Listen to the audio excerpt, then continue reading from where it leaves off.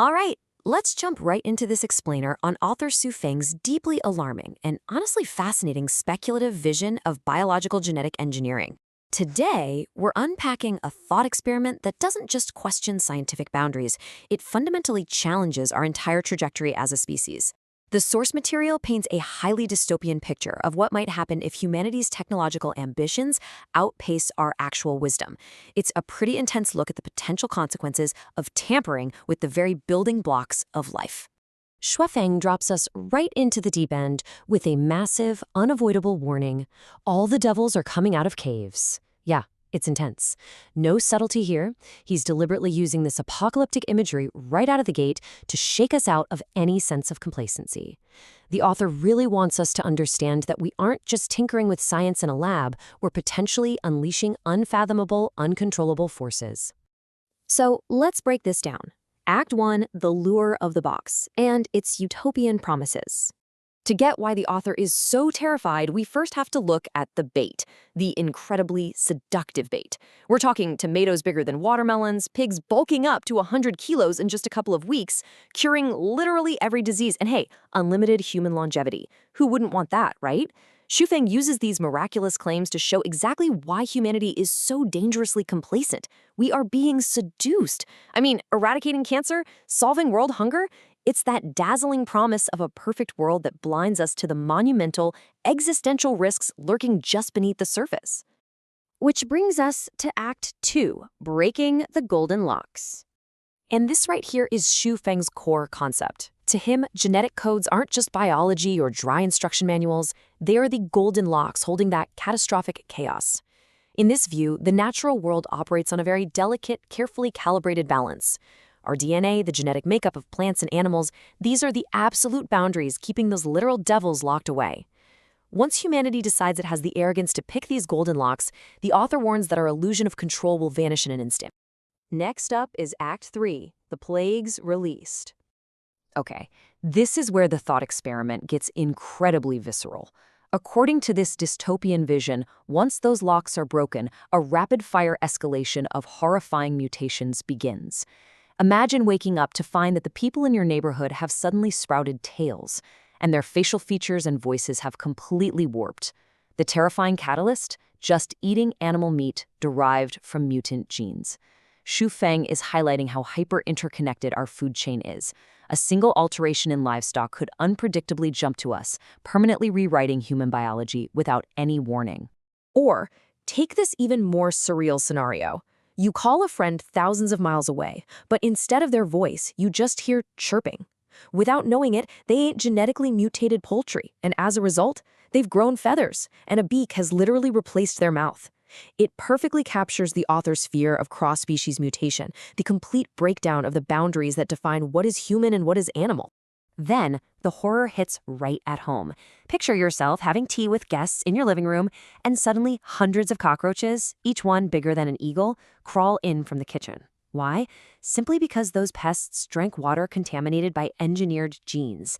It brilliantly illustrates the absolute nightmare of unintended consequences. We engineer a gene for a helpful purpose, it leaches into the water supply, and suddenly we've hyper-evolved the very pests we despise into towering monsters. The environmental threat is just as wild. Imagine taking a family drive, and the road suddenly vanishes because tens of thousands of hills violently erupt from the earth right in front of you. Except they aren't geological formations. They're genetically altered potatoes that absorbed contaminated soil and just grew wildly, uncontrollably to the size of actual hills. It's such a striking metaphor for a nature completely detached from its natural limits. Shuafeng doesn't let up with the imagery either. He describes a night interrupted by the sound of collapsing walls and sharp screams. You look out your window and there are hundreds of rats, larger than dogs, running through your yard, just staring at you covetously. The golden locks are broken, and the natural hierarchy is totally inverted.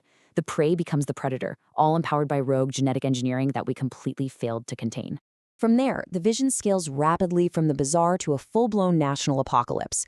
You go to turn on the news, but the TV channels are completely dead, not even a test pattern. Shuafeng imagines a genetically engineered contagion that mutates and spreads at an unstoppable speed. It infects the entire country, driving the population completely mad and killing everyone within a matter of hours. The speed and totality of it represent the ultimate nightmare of a biological mistake. To really hammer home this environmental takeover, the author uses this chilling piece of poetry. From hill to hill, no bird in flight. From path to path, no man in sight. It paints a picture of a world totally overrun by hyper-fast-growing mutant plants that climb skyscrapers, cross rivers, and sweep to the absolute ends of the earth, instantly killing off normal flora and fauna. An entirely silent world where humanity has just been erased by its own creations. Finally, we reach Act 4, the ultimate threat and the plea. This is honestly one of the most resonant warnings in the whole text. The author argues that because we haven't mastered gene interactions, a gene hacker is infinitely more dangerous than a traditional computer hacker. Think about it. A cyber hacker might steal your passwords or mess up the power grid. Bad? Sure. But a gene hacker? If the code of life is programmable, a malicious actor, or even just simple human error, could unleash these devils and literally push our entire species into the abyss. So, what's the solution? To protect nature's balance, Yufeng practically begs governments and scientists to just stop. Stop this radical competition immediately. It's an impassioned plea to step back from the brink.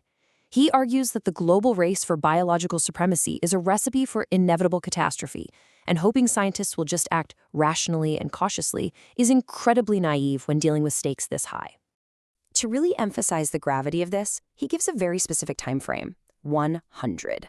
He argues it would be far better to completely suspend all bioengineering development for an entire century than to act recklessly today, a 100-year freeze. A total halt on unlocking these genetic codes because he believes humanity currently lacks the scientific maturity to wield the power of creation without destroying ourselves in the process. And that leaves us with the central dilemma of this explainer. Knowing the speculative, absolutely horrifying risks of unlocking Pandora's box, is an extreme, century-long pause our only real path to survival? Yufeng's text forces us to look past those giant, flawless tomatoes and the promise of endless longevity, and ask ourselves if we are truly prepared for the devils waiting in the caves of our own DNA. It's a profound question about the limits of human ambition. Think about that the next time you see a headline about a massive new genetic breakthrough.